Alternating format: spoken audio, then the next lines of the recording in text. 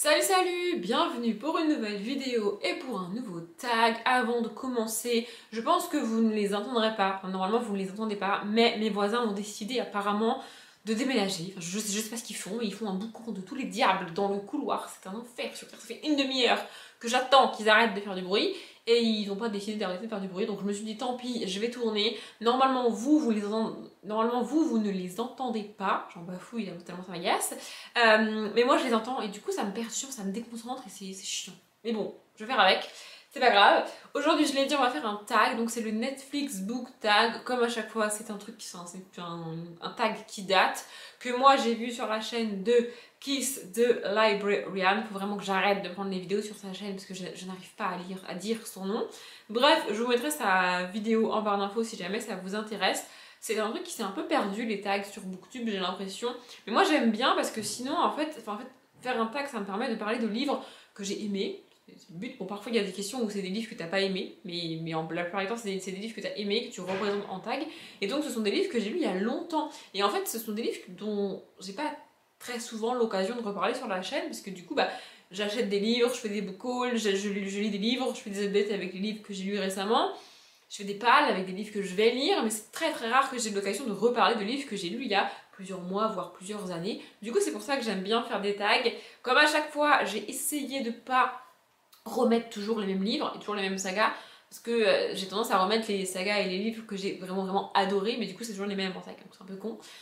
Bon, il y en a quand même un ou deux que j'ai pas pu m'empêcher de remettre, mais pour la plupart, ce sont des livres que je pense n'avoir jamais présentés en tag, donc c'est plutôt cool. Au niveau de la luminosité, je le dis maintenant, ça risque de bouger parce qu'on a beau être en plein mois d'août, le temps a décidé que l'été, il connaissait pas cette année. Voilà, on va arriver fin août, on n'aura pas eu d'été. Mais bon, c'est pas très grave, donc voilà, on a la luminosité qu'on a. On a une luminosité du mois de novembre. On va faire avec, écoutez. Hein, bon, bref, du coup, c'est parti. Je ne sais pas combien il y a de questions, mais on va y aller. Comme d'hab, je vais regarder par là-bas parce qu'il y a mon écran d'ordinateur avec toutes les questions décrites dessus. Et première question, vue récemment, du coup, vu comme c'est des questions par rapport à Netflix et par rapport aux séries et par rapport à ce que tu regardes sur Netflix. Bref, vu récemment, le dernier livre que tu as lu. Voilà, c'est très simple, hein, je l'ai terminé hier. Donc c'est Sexy Lawyer, le tome 1, Objection, de Emma Chase. J'aime beaucoup les romances de manière générale et j'aime beaucoup Emma Chase. C'est la troisième saga que je lis d'elle. J'ai adoré ce livre, vraiment, c'était pile poil ce dont j'avais besoin au niveau lecture à ce moment-là. En plus, c'était parfait. J'allais dire que je vous en parle dans pas très longtemps en update lecture. Oui et non, parce que je suis un petit peu à la bourre au niveau des updates lecture. En fait, je poste les updates au même rythme tout le temps. Et comme je lis plus ou moins, mon rythme de lecture, c'est pas toujours le même. Ça dépend le temps que j'ai, ça dépend la longueur des livres, ça dépend les abandons. Il y a des fois où je suis en retard au niveau des updates lecture, alors que je les poste à la toujours à la même cadence. Hein. Je sais pas si vous avez remarqué sur la chaîne, ça fait un update lecture ou graphique, 2 vidéos, un update lecture ou graphique, 2 vidéos, et c'est comme ça tout le temps. Donc il y a des fois où il y a 3 vidéos entre 2 updates parce que j'ai pas beaucoup lu et j'ai pas de livres à présenter en update. Et il y a des fois comme là où les livres que j'ai lus au mois de juillet, j'en parlerai fin août en update parce que je suis à la bourre. Hein, voilà. Donc celui-ci vous l'aurez probablement au courant du mois de septembre en update, mais j'ai adoré. Voilà, c'était très cool. La deuxième question, c'est favori, une recommandation que l'on t'a faite suite à un livre que tu as lu. Donc c'est un livre que j'ai lu, je vais peut-être mettre ça à la première personne. Et en fait, c'est pas vraiment un livre en particulier qu'on m'a conseillé, c'est un auteur carrément. Et donc j'ai choisi le premier de cet auteur que j'ai lu. Et c'est L'Enfant des cimetières de Cédric Cyr. Parce que c'est marqué dans l'autre sens, mais maintenant il a inversé son nom. Bref. Je suis plus très sûre que c'est vraiment celui-là que j'ai lu en premier, mais en tout cas c'est un des premiers que j'ai lu, c'est sûr. Et en fait, quand j'ai commencé le thriller, le thriller par l'un des plus grands noms du thriller, on va pas se mentir, à savoir Maxime Chatham. Oui bah oui, moi je commence pas par les petits, voyez-vous. Et du coup, alors c'est un auteur qu'on m'a beaucoup recommandé. Je l'ai eu plusieurs fois en commentaire quand je parlais de Maxime Chatham, quand on me voyait lire du Maxime Chatham, on me recommandait Cédric Cyr. Et les gens de manière générale que je voyais lire du Maxime Chatham lisaient et appréciaient du Cédric Cyr. Donc au bout d'un moment, je me suis dit, vas-y, je vais essayer. J'ai essayé, et aujourd'hui, je préfère Cédric Cyr à Maxime Chatham, c'est vous dire. Voilà, j'adore Cédric Cyr. C'était pas des... Tout le monde fait ce warning pour Maxime Chatham et pour Cédric Cyr. C'est des thrillers assez flippants, hein. C'est pas le petit thriller que tu peux lire sympathique, policier avec une petite enquête et puis ensuite tu vas te coucher. Non, non. Tu vas flipper, vraiment, vraiment. Je l'avais déjà dit en vidéo, mais j'ai très rarement peur quand je lis des thrillers ou quand je regarde des films d'horreur. pour vous donner un ordre d'idée. Moi je suis capable de regarder un slow à 4h du matin et après d'aller dormir sans faire de... Voilà, mon sommeil ne va pas être perturbé par le film Saw, alors que c'est quand même une des sagas les plus flippantes du monde, a priori.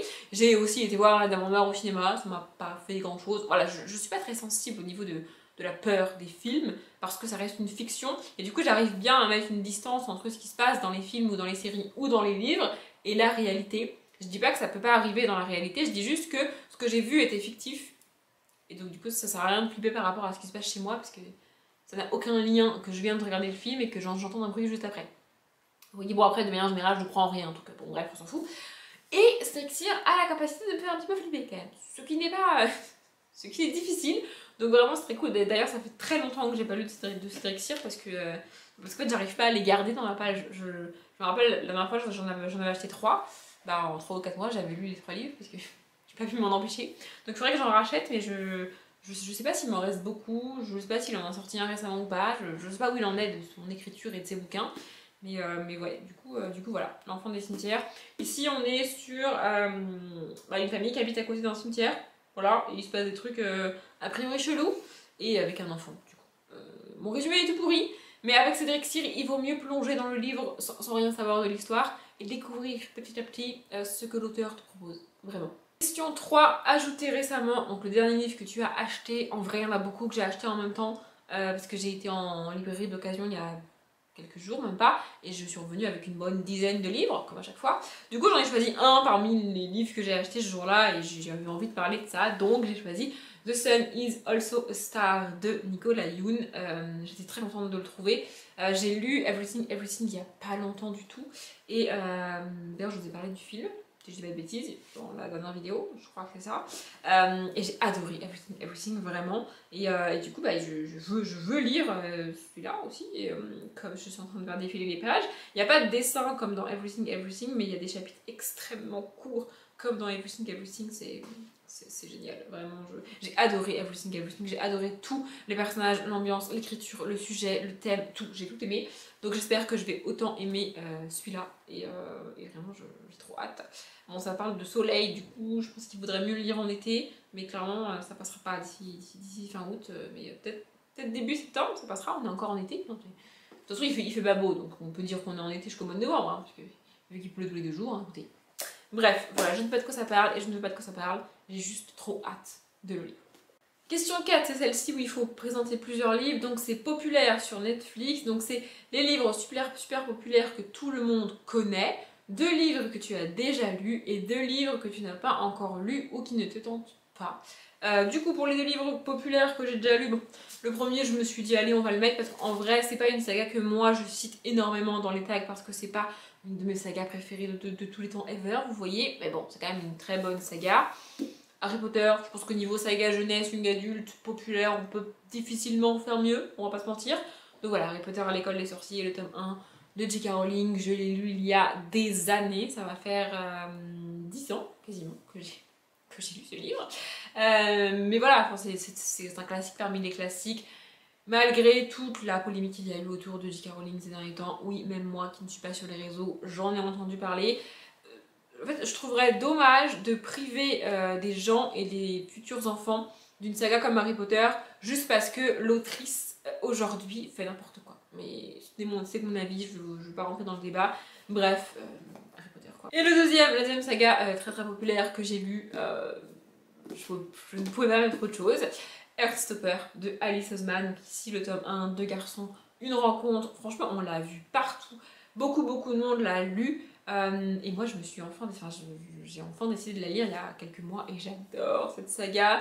J'ai pas encore acheté le tome 4 parce que je sais que dès que je vais l'acheter, je vais sauter dessus. Et du coup, j'ai un petit peu repoussé parce que du coup, je crois que le tome 4 c'est le dernier, ou alors en tout cas, s'il y a un tome 5 il n'est pas encore sorti. Il faudrait que je me renseigne de savoir s'il y a un tome 5, mais bon, bref. Voilà, donc c'est un roman graphique comme ça, tout est voilà, magnifique. En noir et blanc, j'adore cette saga. Et donc ça parle de Nick et Charlie, l'un des deux est gay, il le sait et il l'assume, et l'autre va commencer à se poser des questions sur sa sexualité, et on y rencontre pas mal de thèmes, pas mal de sujets, pas mal de personnages, pas mal de situations, et vraiment C'est génial et c'est populaire et c'était pas populaire pour rien, vraiment. Si vous êtes encore passé à côté de ça, foncez. En plus, franchement, ça se lit hyper vite quoi. Ça fait 300 pages, même pas. Ça fait 270 pages et c'est tout, enfin, c'est tout graphique quoi. Donc en une demi-heure, même pas, c'est lu quoi. Vous n'avez pas d'excuse. Il faut lire Heartstopper. Et pour la deuxième moitié de la question, donc 2 livres que tu n'as pas encore lus, j'ai choisi d'en présenter un que j'ai pas lu mais que j'ai acheté et que je veux lire, et un qui ne me tente absolument pas. On va commencer par celui que j'ai acheté. C'est une saga populaire mais qui date et que j'ai enfin acheté et que j'espère enfin pouvoir lire, notamment pendant le pumpkin. Oui, je parle beaucoup du pumpkin en ce moment. Les Outrepasseurs, le tome 1, Les Héritiers de Cindy Van Wilder. Elle a énormément tourné cette saga. Au moment de sa sortie, tout le monde l'a lu, tout le monde l'a adoré. C'est bizarre parce que d'ailleurs c'est marqué premier tome d'une trilogie envoûtante et dans ma tête il y a 4 tomes des Outrepasseurs. Est-ce qu'elle aurait fait comme Christopher Paolini? Elle se serait lancée dans une trilogie et puis en l'écrivant, elle s'est rendue compte que 4 tomes c'était mieux? Pour moi il y a 4 tomes dans les Outrepasseurs. Est-ce qu'il y en a que 3? Je ne sais pas. Bref, je ne sais pas de quoi ça parle en vrai parce que ça a tourné il y a des années. En fait, quand ça a tourné, je me suis dit ça a l'air intéressant mais je ne la lirai pas tant que tout le monde en parle. Et puis ensuite je suis passée à autre chose et j'ai oublié jusqu'à ce que je retombe dessus d'occasion et je me décide enfin à acheter ce tome 1. J'espère que je vais pas être déçue, mais du coup, vu que c'était il y a longtemps, j'en attends plus vraiment grand chose aujourd'hui. Je sais même pas de quoi ça parle.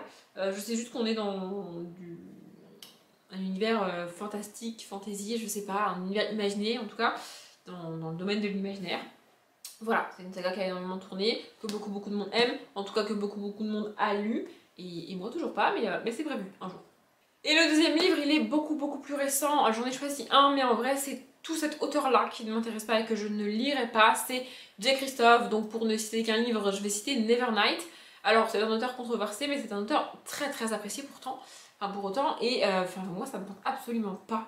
Notamment, la vie de Piketty Bookin m'a énormément refroidi sur Nevernight. A priori, ce sont des livres très vulgaire et gratuitement vulgaire et ça me... Enfin, en fait de base c'est pas un univers qui m'intéressait, genre Illuminae et tout ça m'attirait pas vraiment, je saurais pas l'expliquer.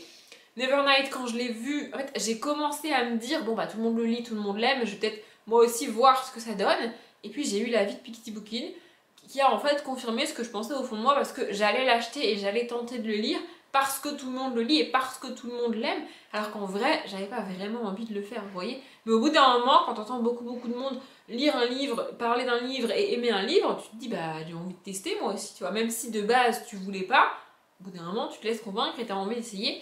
Et pile poil à ce moment-là, j'ai vu je crois que c'est un vlog dans lequel elle en parle, Piketty Bookin, où elle dit que ça lui plaît pas du tout, que c'est du young adulte très vulgaire. Vraiment, c'est ce que j'ai retenu de son avis, c'est que c'est très vulgaire, que ça l'a dérangé et que c'est vulgaire pour être vulgaire et qu'elle voit pas l'intérêt de tout ça dans l'histoire en fait. Du coup, je me suis dit, ok, bon bah, du coup, non. Question 5, un livre drôle. Et là, comme à chaque fois qu'il y a une question du genre dans un tag, je galère parce que je suis beaucoup plus marquée et je suis beaucoup plus...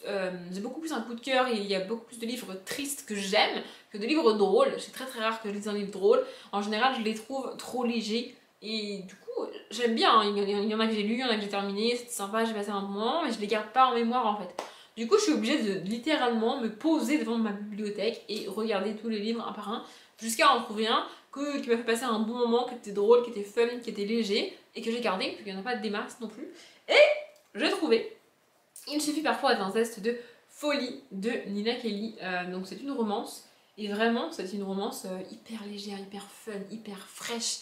Que j'ai adoré. Et j'en viens même à me demander si je l'ai pas lu pile poil au bon moment. Parce que je l'ai lu à un moment très particulier de ma vie. Et je ne vais pas rentrer dans les détails. Mais je pense qu'à un autre moment de ma vie, j'aurais trouvé ça trop léger. Justement, j'ai tendance à trouver ces livres-là en général trop légers. C'est comme ça. Mais celui-là, j'ai adoré. En fait, c'est l'histoire d'une... c'est une romance. C'est l'histoire d'une femme qui va rencontrer un homme. Parce que, de nouveau, on est dans une romance hétérosexuelle. Ils se rencontrent sur un accident de voiture. En fait, je crois que la femme rentre dans la voiture de sa fille à lui. Et du coup, après, ils sont un petit peu en désaccord. Parce que du coup, il y a un accident, faire un constat, machin et tout. Et ça va déboucher sur une romance. C'est vraiment très fun, très léger pour l'été. C'est parfait. C'est typiquement pour moi la définition d'un roman de plage. C'est pas drôle en mode tu rigoles toutes les 3 pages, mais c'est ce qui se rapproche le plus d'un livre drôle dans la bibliothèque, donc voilà. Question 6, drame, un personnage qui est une drama queen. Et là, c'est la question où j'ai pas répondu à la question en fait.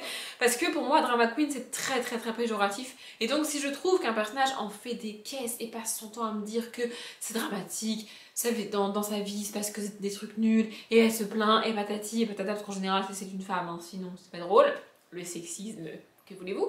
Bref, moi ça m'agace en fait. Un personnage comme ça ne m'intéresse fondamentalement pas. J'ai pas envie de lire ça, je ne veux pas lire ça, ça ne m'intéresse pas. Vraiment, ça ne m'intéresse pas. Donc je ne lis pas en fait. Et du coup, j'ai pas de livre comme ça à vous montrer parce que pour moi c'est péjoratif. C'est une critique qu'on fait au personnage et du coup, soit je passe au-dessus et je lis le livre et du coup je me rappelle pas qu'elle était comme ça. Donc j'ai beau chercher, j'ai pas trouvé dans la bibliothèque. Soit elle est trop drama queen pour moi et je ne lis pas le livre. Donc du coup, j'ai pas de réponse à cette question. Question 7, annulation, un livre avec des dessins sur la couverture. Et là, je me suis dit, c'est la question parfaite pour présenter un graphique. J'en lis très peu, mais j'en lis quand même quelques-uns. Et j'ai choisi un des premiers graphiques que j'ai lu il y a très longtemps maintenant, qui est la librairie de tous les possibles de Shinsuke Yashitake. À chaque fois, je le dis comme ça, mais je ne suis pas certaine que ça se dise comme ça. Et donc voilà, la couverture, c'est un destin, hein, voilà. J'ai adoré ce livre, vraiment, je l'ai lu il y a très longtemps. Je l'avais reçu dans le calendrier de l'Avent Once Upon a Book, donc pas cette année mais l'année dernière, je crois. Peut-être l'année d'avant, je sais plus. Bref, dans le premier calendrier de l'Avent que j'ai pris sur Once Upon a Book. Et en fait, c'est pas vraiment une histoire, c'est plus des petites scènes comme ça, je vais essayer de vous montrer. Qui parle donc toujours de livres, de librairie. Il y a plusieurs scènes où il y a un client qui rentre dans la librairie et qui demande un livre très précis, un thème très précis au libraire et il va l'aider. Et voilà, pour les personnes comme moi qui lisent beaucoup et qui vont beaucoup en librairie, c'est très cool. On se retrouve assez souvent dans ces petites scènes et j'ai trouvé ça vraiment très cool. Alors ça se lit très vite hein, parce que c'est même pas une BD, il y a très peu de texte sur une page. Et voilà, vraiment j'avais adoré. Je me suis dit que c'est l'occasion parfaite pour reparler typiquement de ce livre, duquel j'ai jamais reparlé depuis que je l'ai lu. Question 8, regardez à nouveau un livre ou une saga que tu veux relire. Et là, je n'ai pas pu m'empêcher de mettre ici l'un des livres préférés de tous les temps. Je pense qu'il est dans mon top 15. Parce que voilà. Ne tirez pas sur la zone au cœur de Harper Lee. Je l'ai dit dans les deux écritures qui datent maintenant, dans lesquelles j'ai présenté ce livre. Je l'ai dit, je vais relire ce livre un jour. Je ne sais pas quand, mais je le sais. Je vais le relire, c'est sûr et certain. Faut juste que je trouve le temps, le moment, l'envie, tout ça, mais il est certain que je vais relire ce livre. J'ai adoré ce livre, vraiment, c'était absolument génial. On y parle de ségrégation, on y parle de racisme, on y parle de féminisme, on y parle d'éducation, on y parle vraiment d'énormément de choses, c'est absolument génial. C'est un classique, ce n'est pas pour rien. Je pense qu'avant, en fait, je sais pas s'il vaut mieux que je lise la suite qui s'appelle Vol au-dessus d'un nid de coucou, un truc comme ça, avant de relire celui-là, ou si c'est mieux que je relise celui-là pour enchaîner avec l'autre. Je n'ai pas encore décidé, mais voilà, du coup j'ai pas encore lu le tome 2, du coup, mais voilà, il faut que je le lise, il faut que je le relise, je le sais. Si vous l'avez pas encore lu, n'ayez pas peur, vraiment c'est un classique, oui, mais niveau écriture, franchement, c'est accessible, ça se lit bien, c'est fluide. C'est pas un classique lourd à lire, c'est pas un classique avec... alors, je veux pas dire que c'est mal écrit, c'est pas le cas du tout, mais c'est pas un classique où t'as des descriptions qui prennent 4 pages, avec des phrases qui font 6 km, avec des mots que tu comprends même pas. Non, c'est un classique, oui, mais c'est un classique accessible et facile à lire. Pour un classique, évidemment, ça reste un classique, mais bon, bref. Enfin, vraiment, j'ai adoré ce livre et je vous le conseille, vraiment. Sautez le pas si vous l'avez pas encore.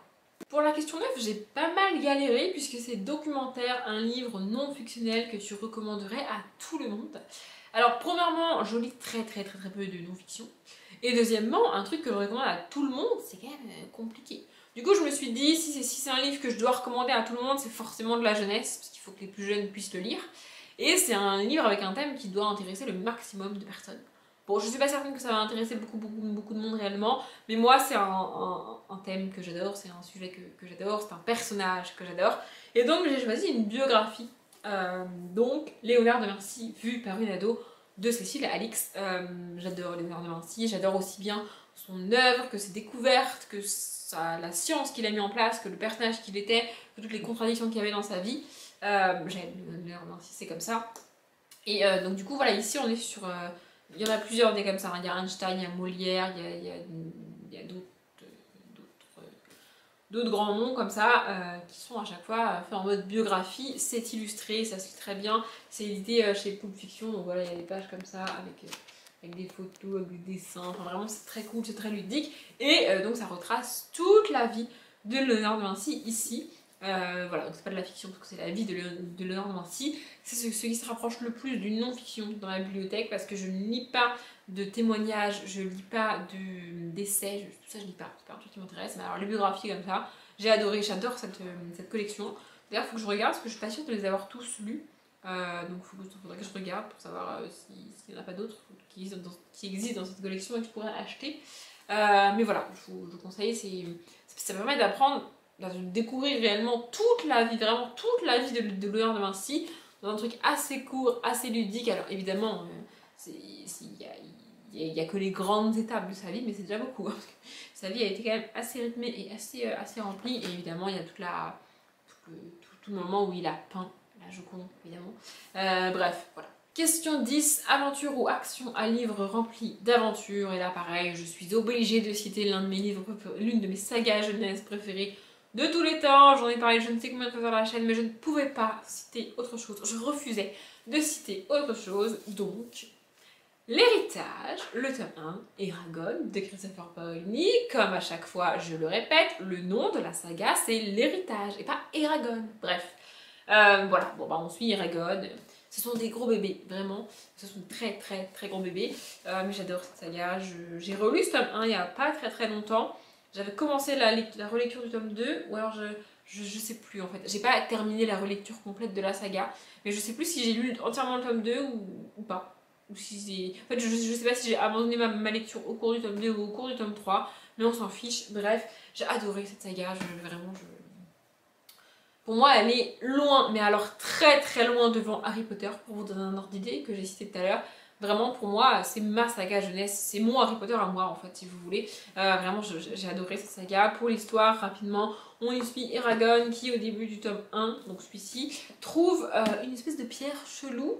Et apparemment, c'est une pierre très convoitée par le royaume, par l'espèce de roi complètement fou. Et du coup, il va se retrouver à fuir avec cette pierre. Sans trop savoir pourquoi, et à partir de là il va découvrir que il a un rôle à jouer et qu'il va devoir faire des choses pour le bien de tout le monde en fait, et il va découvrir l'existence des elfes et tout. Bon, pas un dessin, il y a un dragon sur la couverture, donc voilà, des elfes, des nains, des trucs vraiment, des urgales aussi. Vraiment voilà, c'est un univers absolument génial. Ce qu'il y a de encore plus, encore plus époustouflant, c'est le mot qui me vient, avec cette saga, c'est que c'est le premier livre écrit par Christopher Paolini. Il n'a pas écrit grand chose d'autre, hein, malheureusement. Il a commencé une nouvelle saga il n'y a pas longtemps qui s'appelle Idealis. J'ai le tome 1, mais je ne l'ai pas lu. Bref, mais voilà, on a attendu des années et des années entre la sortie de ce tome-là, et même la sortie du dernier tome de l'héritage, et Idealis, quoi. Enfin, vraiment, il a... Bon, après, je préfère qu'il prenne son temps et qu'il écrive de bons livres et de bonnes sagas, plutôt qu'ils sortent un livre par an et que ce soit pas toujours ouf, vous voyez. Mais bon, là, quand même, on a attendu très longtemps, hein, parce qu'il est sorti en 2020 ou 2021, Idealis, alors que celui-ci est sorti en... Attendez, ça va être drôle. 2004. Donc 15 ans pour écrire un livre, bon, il a passé beaucoup de temps là-dessus aussi, hein, donc bref, voilà. Bref, j'adore Christopher Paolini, j'adore Eragon, j'adore l'héritage.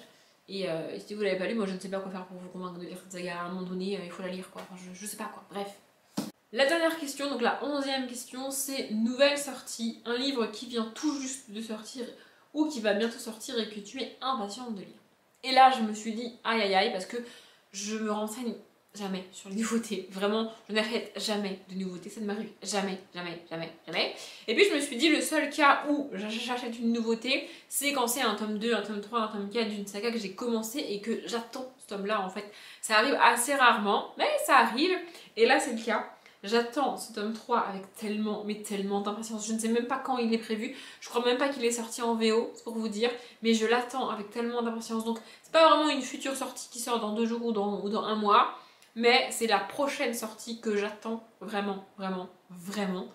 Donc du coup je vous montre le tome 1. Donc, de sang et de rage, donc le tome 1 du Destin de Grisha écrit par Tomi Adeyemi. J'adore, j'aime tellement cette saga, vraiment, j'ai adoré ce tome 1, j'ai adoré le tome 2 et j'ai tellement, mais tellement hâte de lire le tome 3, c'est fou.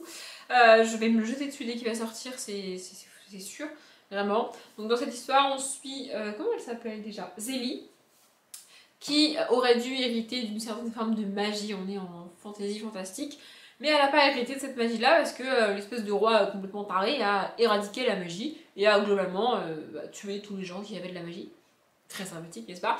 Et donc elle n'a pas hérité de cette magie-là, sauf qu'au début du tome 1, alors que vraiment elle a rien demandé à personne, hein, c'est pas du tout elle qui décide de faire ça, mais elle se retrouve embarquée dans une espèce d'aventure pour récupérer la magie. Vraiment, c'est assez fou.